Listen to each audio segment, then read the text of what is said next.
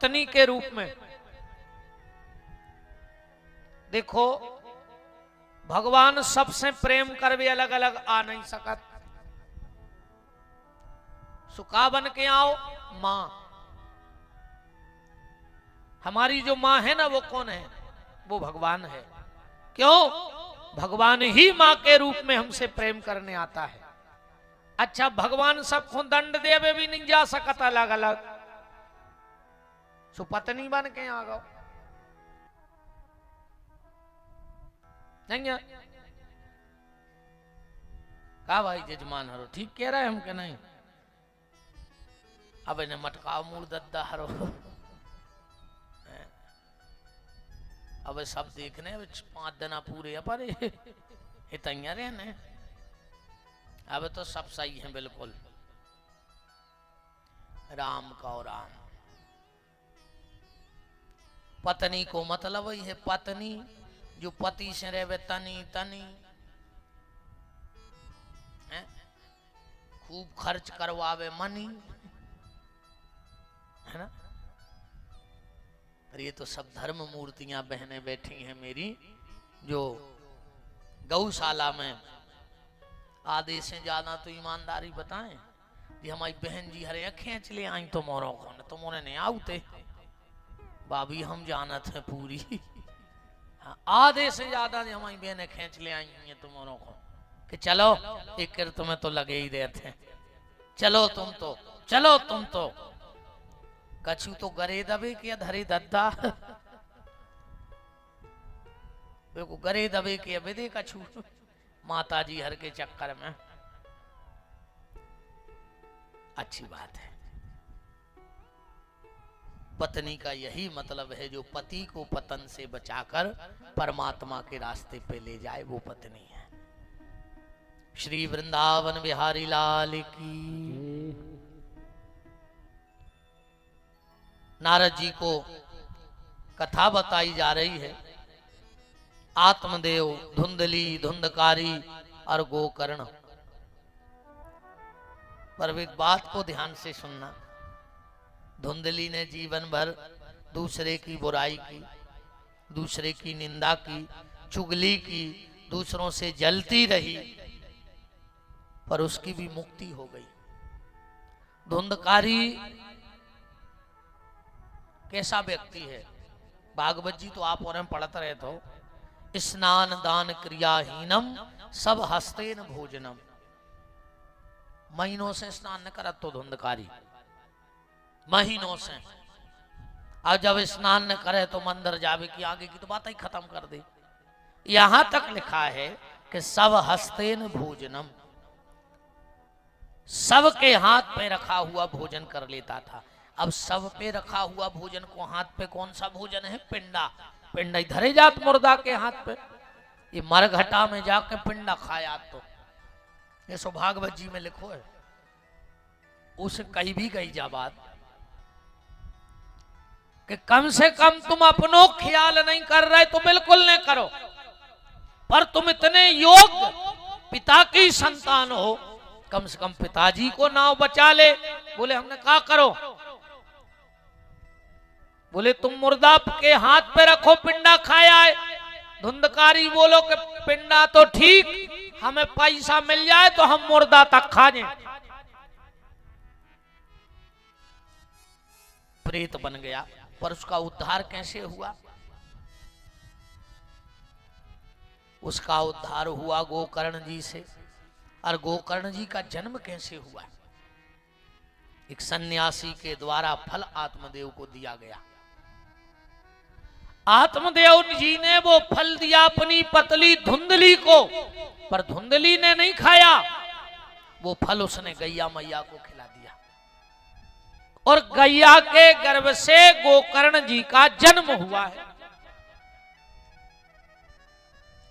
तो ऐसे महान प्रेतात्मा धुंधकारी का भी उद्धार गौ माता ने नहीं, खाली गौ माता के बेटे ने कर दिया।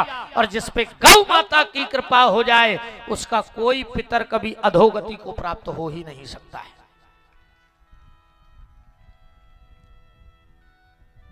आप जो कथा सुन रहे हो इसमें सबसे बड़ी अगर खुशी, अरे ये दुनिया में खुशी होए तो सब लौकिक व्यवहार है, पर आपके पितर दोनों हाथ खोल के आपको आशीर्वाद दे रहे होंगे कि बेटा, लोग तो सुपारी में गैया दान कर देते, गैया दे चाहे ना पैसा दे के फ्री हो जाते, पर हमारी ये वंशवेल गौ माता के संरक्षण के लिए, गौ माता के निवास के लिए, गौ माता की सुरक्षा के लिए, गौ माता की रक्षा के लिए हमारा ये परिवार यहाँ रह करके और जो कथा सुन रहा है, तो आज तुम्हारे पितर भी तुम्हें दोनों हाथ उठा के आशीर्वाद दे रहे होंगे। कोई पितर दोष शेष नहीं रहेगा, कोई तुम्हारे वंश में अधोगति को प्राप्त नहीं होगा। 7 पीढ़ी का भला करके जा रहे हो आप लोग, 7 पीढ़ी का। और फिर मैं निवेदन करूं, यहां जरूर एक बार अपने पितरों का स्मरण किया करो कथा में। बैठे बैठे एक बार, जिनके माता पिता ना हो, किसी की पत्नी नहीं है, किसी का पति नहीं है, कई बार बच्चे भी माँ बाप के सामने चले जाते हैं, सबकी एक बार याद करना कि हे परमात्मा, हमारे वंश में जो नहीं रहे हैं उनको अपने चरणों में निवास देना गौ माता, और गौ माता की ही आवाज भगवान सुनते हैं। जब जब पृथ्वी पे अत्याचार बढ़ा, चाहे रामावतार हुआ हो, चाहे कृष्णावतार हुआ हो, पर भगवान आए किसके बुलावे पे? गौ माता के बुलावे पे।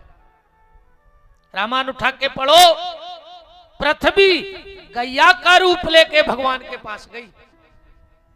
भागवत उठा के पढ़ो, पृथ्वी ही गाय का रूप लेकर के गई, क्योंकि जब पृथ्वी भी चीत्कार करने लगी और भगवान ने ना सुना, तो पृथ्वी ने सोचा कि भगवान तक मेरी आवाज सिर्फ गैया मैया के माध्यम से जा सकती है, इसलिए गाय का रूप लेके गई और गोविंद को आना पड़ा। गोकर्ण जी का जन्म गौ माता के गर्भ से हुआ। पूरा शरीर इंसान के जैसा था, कान गैया के जैसे थे। गांव में चर्चा होने लगी कि मानस जैसी देह थी और गैया जैसे कान, दुनिया अचरज कर रही के हरि माया बलवान। और उन्हीं गोकर्ण जी ने धुंधकारी का उद्धार कर दिया।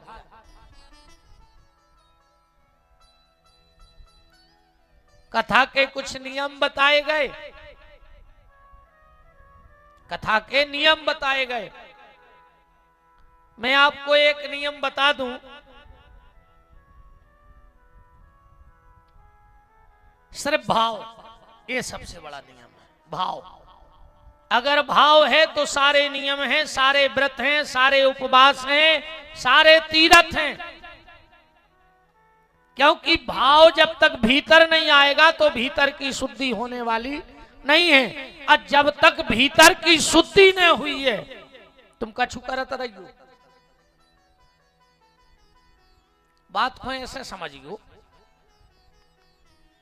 एक गांव में कुआं खोदो तो पूरे गांव के पानी पी जाते कुआं से। बड़ो गांव है तो एक ही साधन है तो पानी को, पूरे गांव को। एक बार 4 कुत्ता लड़े और वे लड़त लड़त गिर पड़े कुआं में, 4 ही मर गए। अब पानी सड़ गया, वे तो सड़ गए कुत्ता। जो 4, 6, 10 बड़े बड़े लोग हते वे तो टैंकरों से पानी ले आए, पर गांव को गरीब आदमी क्या करे। अब तो सबने कही कि चलो यार को उपाय ढूंढिए। तो जंगल में एक महात्मा जी रहते थे, उनके पास गए, पूरे गांव के इकट्ठे हो गए। बाबा जी गांव बड़ी दिक्कत में है, बहुत दिक्कत में है पूरा गांव। क्या दिक्कत है बताओ? बोले गांव में एक ही कुआं और उस कुएं में 4 कुत्ते मर गए। महात्मा जी बोले कोई दिक्कत नहीं है, कुआं खाली करवाओ।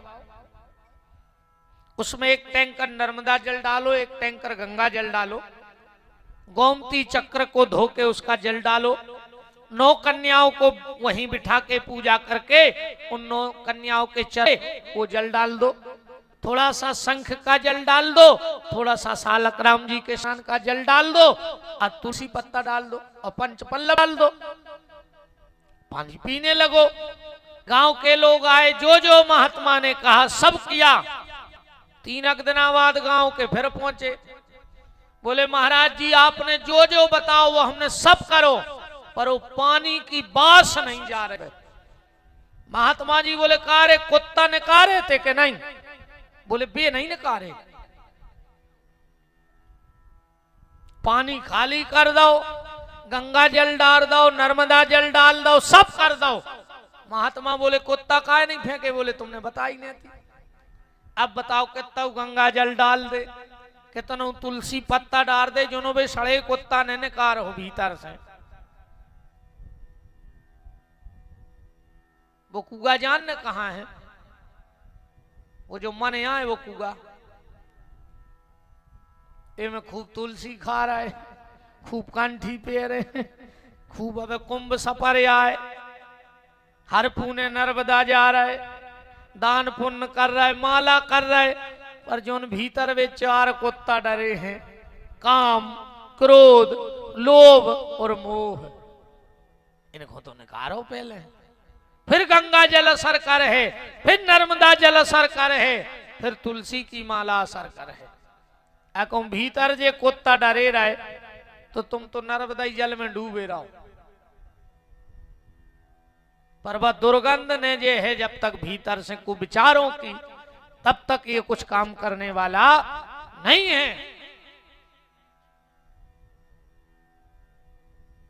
भाव प्रधान है, पहले मन की शुद्धि पे ध्यान दे रहा है, जबकि शुद्धि तन की नहीं मन की होनी चाहिए। गोकर्ण जी ने गांव वालों को भागवत सुनाई, धुंधकारी का उद्धार हुआ, कथा के कुछ नियम बताए। भगवान स्वयं विमान लेके पधारे हैं और गोकर्ण जी को हृदय से लगा लिया और पूरे गांव के लोगों को लेकर गोकर्ण जी चले गए। बड़ा आनंद से कीर्तन गाया गया कि भजो रे मन प्रेम से, भजो रे मन प्रेम से, राम रघुरैया। भजो रे मन प्रेम से, राम रघुरैया। भजो रे मन प्रेम से। शास्त्री जी कहाँ गए हमारे?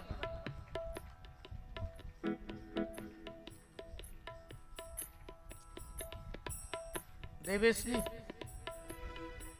विदाई हो गई थी? जी जी बस। बोलो संत भगवान की जय हो।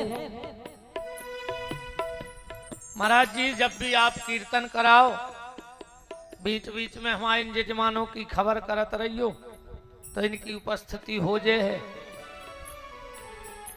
हाँ देखो एक बात बताएं, कोई साधु संत महात्मा जब अपनी साधना में बैठते हैं और अगर उन्हें किसी की याद आ जाए भजन के समय, तो समझ लेना कि जितने निकट वो भगवान के पहुंच गए हैं, उतने ही निकट आप भी भगवान के हो। हाँ ये बहुत बड़ी बात होती है।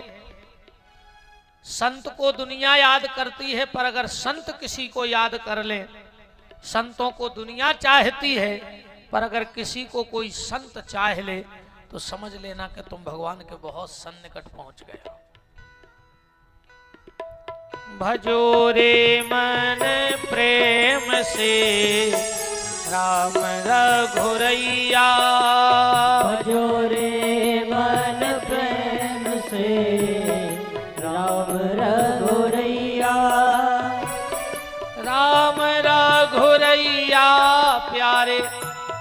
कृष्ण कन्हैया राम रघुरैया प्यारे कृष्ण कन्हैया राम रघुरैया प्यारे कृष्ण कन्हैया राम रघुरैया प्यारे कृष्ण कन्हैया भजोरे मन प्रेम से राम रघुरैया भजोरे मन प्रेम से राम रघुरैया।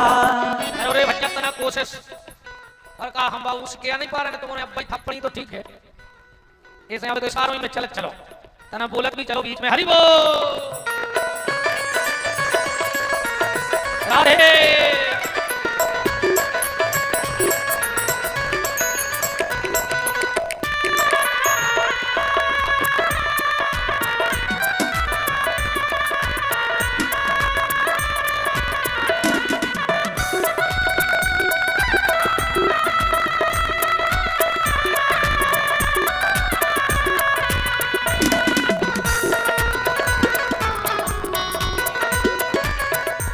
ईमानदारी कहने में तो हम कहीं देते हैं तो आनंद लेकर लूट ले अब तो लूट पाओ आनंद ठिकानों नहीं रे केहू की बुलाने लग गई आज अब अगले साल अपनो नंबर लग जाए अब अपनी गुलाल लग जाए बोलो अच्छा ठिकाने एलिसा गुलाल का जल्दी करने लगे अब मैं घर करा ये बोल कर दिया जैसे छुट्टी का बोल रहा हूं इसे अपनों ने वाले ओके पहले अपन को हमारी बुला दे अपनों ने वाले जाए तो फिर काल आए तो फिर किस तरह जैसे तो लूट ले तो बात करने लगा अपन को सोचन दे हमने पहले कभी सबके मत नहीं हो भजोरे मन प्रेम से राम रघुरैया भजोरे मन प्रेम से राम रघुरैया।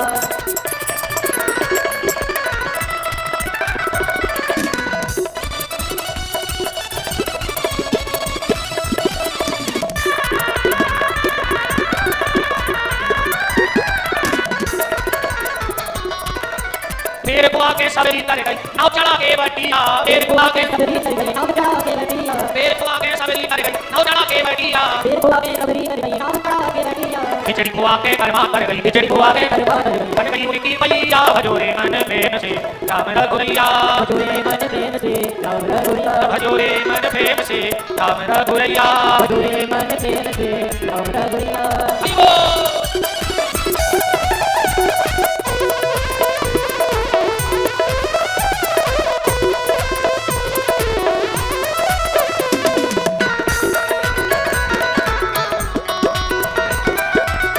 राम रघुरैया प्यारे कृष्ण कन्हैया राम रघुरैया प्यारे कृष्ण कन्हैया राम रघुरैया प्यारे कृष्ण कन्हैया राम रघुरैया प्यारे कृष्ण कन्हैया भजोरे मन प्रेम से राम रघुरैया भजोरे मन प्रेम से राम रघुरैया भजोरे मन प्रेम से राम रघुरैया भजोरे मन प्रेम से राम रघुरैया भजोरे मन प्रेम से राम रघुरैया भजोरे मन प्रेम से राम रघुरैया भजोरे मन प्रेम से राम रघुरैया भजोरे मन प्रेम से राम रघुरैया। बोलो गौ माता की जय हो। तुमने तो आनंद लूटो अब जिंदगी को अगर तुमने जिंदगी का आनंद न लूटा तो सांसें एक दिन तुम्हारी जिंदगी लूट लेंगी।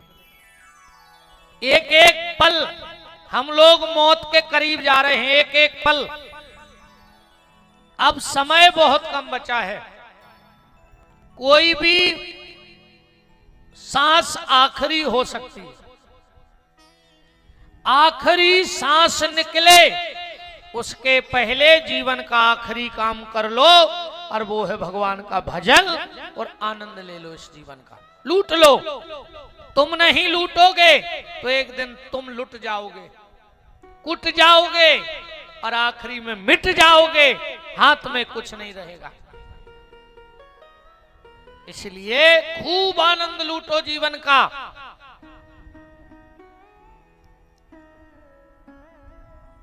सूत जी महाराज सोनक ऋषियों से कह रहे हैं कि और बताओ क्या सुनना चाहते हो बोले अब हम ये सुनना चाहते हैं कि परीक्षित को श्राप क्यों हुआ। महाभारत का बिल्कुल अंतिम दिन था। सूत जी महाराज कह रहे हैं दुर्योधन के एक गलत निर्णय के कारण इतना बड़ा विनाश हो गया, इतना बड़ा विनाश। अच्छा, भगवान से किसी ने पूछा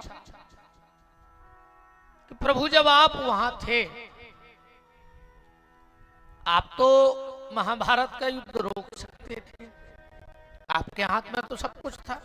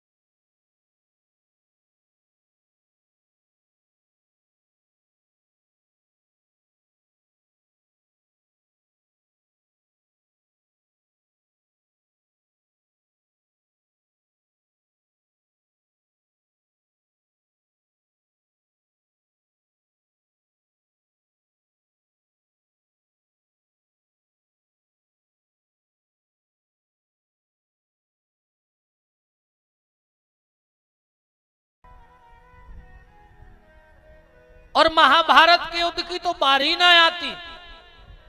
आप पांडवों के इतने शुभ चिंतक थे, आप जुआ ही ना खेलने देते। भगवान बोले कि सुनो, यही तो गलती कर दी दुष्टन ने। इस दुष्टन ने जब कोई अच्छा काम, शकुनी के जो पासे थे वो माया के पासे थे, पर मायापति के सामने माया चलती, और जब जुआ खिला भी तो दुष्टन ने मुझे नहीं बताया। और यही हम लोग करते हैं। अच्छा कोई काम करते हैं तो उसका डिंडोरा पीटना चाहते हैं, और गलत काम करते हैं तो उसको छुपा लेते हैं। लगभग सब किसान बैठे हैं, जब बोनी होती है तो जो बीज जमीन के भीतर चला जाता है वो अंकुरित हो जाता है, और जो बीज मशीन से ऊपर फेंक जाता है उसको पक्षी चुन लेते हैं। तो हम धर्म को ऊपर फेंकते हैं, ये दुनिया के पक्षी उसे चुन लेते हैं, बट जाता है, और पाप कर्म गड़ा के रख देते हैं तो उसका वृक्ष बन जाता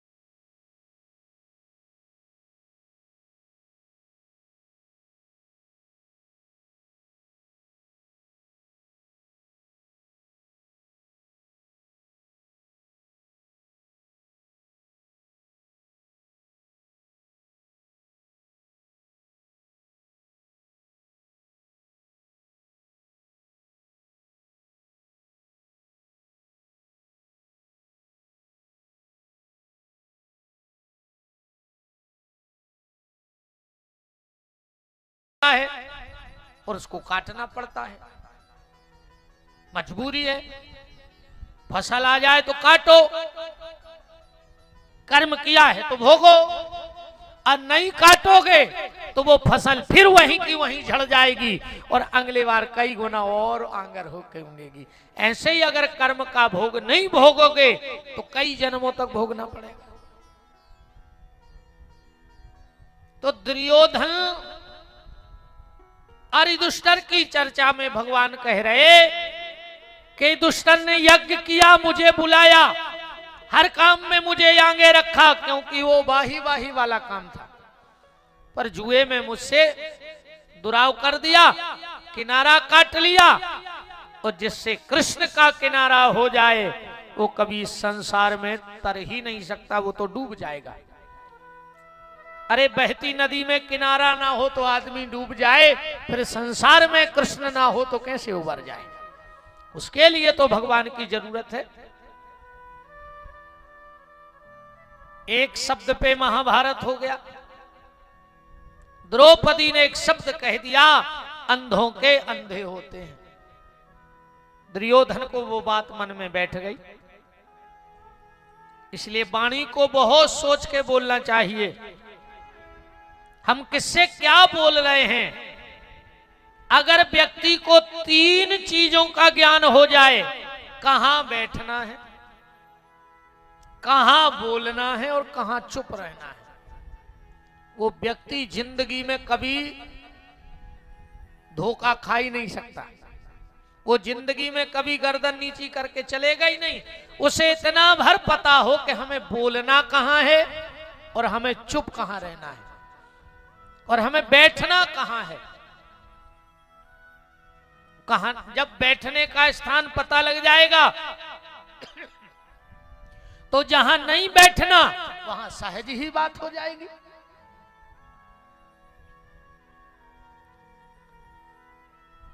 द्रौपदी के एक शब्द ने, इसलिए कोई शब्द कभी ऐसा मत बोलना जो शब्द तुम्हारा घाव कर जाए। गोली, आप लोग जानते हो, गोली के घाव भर जाते हैं पर बोली के घाव कभी नहीं भरते हैं।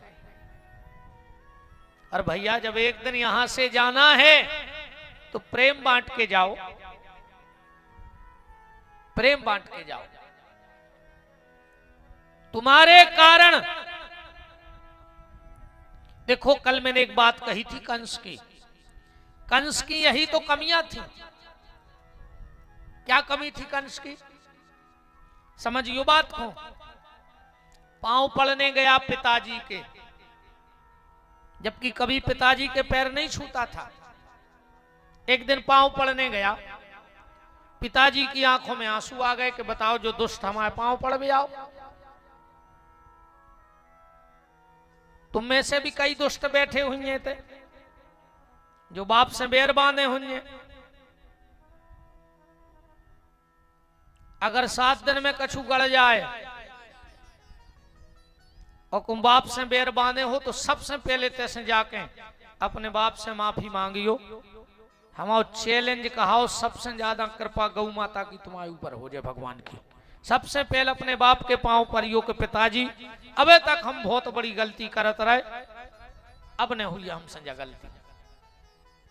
माँ बाप ढलता हुआ सूरज है, ध्यान से सुनना।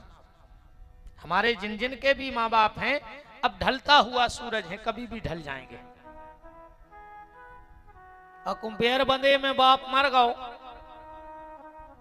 तो तुम मर हो कीड़ा पर के, चाहे गौशाला की भागवत में बैठियो और चाहे बेज्जत जो बैकुंठ की भागवत में मनो मर हो कीड़ा ही पर के। देखो फिर के आई खराब, का करें यार। बाने सुधर हम मन फिर भी जाके अगर माँ बाप से बेर बांधे हो तो मूलधर के पांव पर ली गोरे, पता नहीं है कौन दिन तुम्हें जा खबर मिल जाए कि अब भी नहीं रहे। बुढ़ापे का शरीर है, कभी भी विदाई हो सकती है। विदाई तो कौन से पहले अपनी हो जाए, पर जो प्रकृति को नियम है वो पे भी तो अपन को चलने पड़े। कंस पांव पड़ने गया, उग्रसेन महाराज की आंखों में आंसू आ गए कि जो पापी आज पांव पर भी आओ उन्हें 2 ही पांव में रखो सिर और हाथों से 2 ही पकड़े पांव और दो झटका सो कुर्सी के नीचे फेंक दो। वो पांव पर भी थोड़ी गाओ, तो ले जाके बाप को जेल में बंद कर दो। कंस ने अपने बाप को जेल में बंद करो। तुमने अगर अपने बाप को घर में बोलबो बंद कर दो होए तो तुम भी कंस कहा है।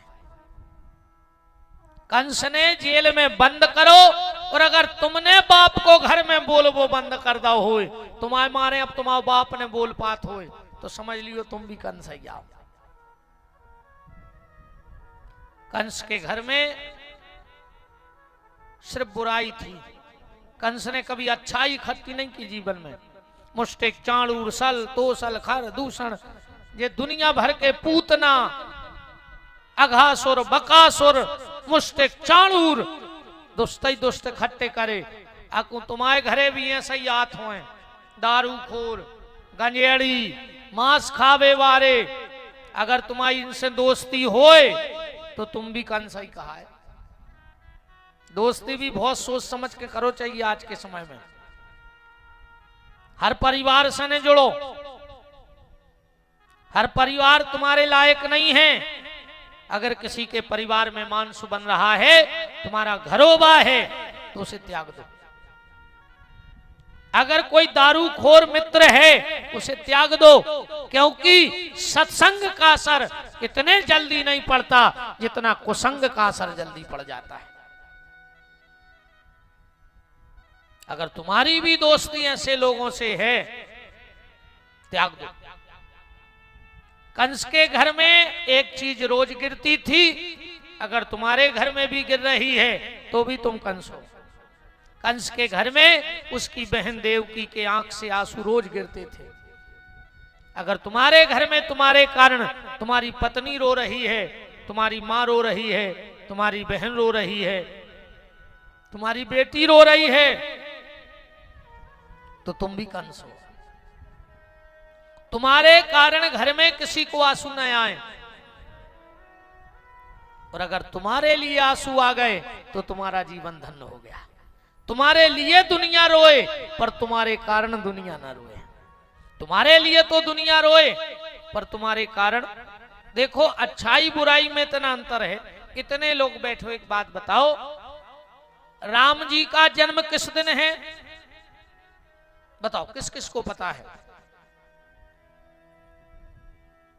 कौन दिन पड़त राम जन्म? रामनवमी को। राम जी ये दुनिया से गाय कौन दिन हते है? को पता? हाथ उठाओ दम हुए तो। रामनवमी तो जल्दी बता दे, सबने मुंह मटका दे। राम जी इस दुनिया से किस दिन गए परम धाम? किसी को पता है? किसी को पता नहीं। चलो, रावण कौन दिन मारो? दशहरे को सबको पता है कि नहीं है? सबको पता है। अच्छा, रावण को जन्म कौन दिना को है को पता? तिथि बता सकत को? राम जी को जन्मदिन पूरे दुनिया को पता है, पर राम जी कौन दिन आ गए को पता नहीं है। रावण कौन दिन आ मरो पूरी दुनिया को पता है, पर रावण को जन्मदिन कौन दिन है को पता नहीं है। हमें भी पता नहीं है ना, हम मंच से नीचे तो हमें चीथन लगो कि हमें तो बता ही दे गुरु जी। हमें भी नहीं पता कि राम जी कौन दिन आ गए, कि रावण को जन्म कौन दिन है। बस हम तुम्हारे दिमाग में एक बात डारो चाह रहे बाबू पर ध्यान दियो